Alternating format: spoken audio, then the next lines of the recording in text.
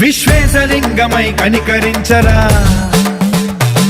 విధి లిఖితమునిక పరపర చరివి అమృతమి కురిపించరా రామేశలింగమై మహిమ చూపరా పలు శుభములగని అభయముని లిఖితము సతతము అందించరా గ్రహ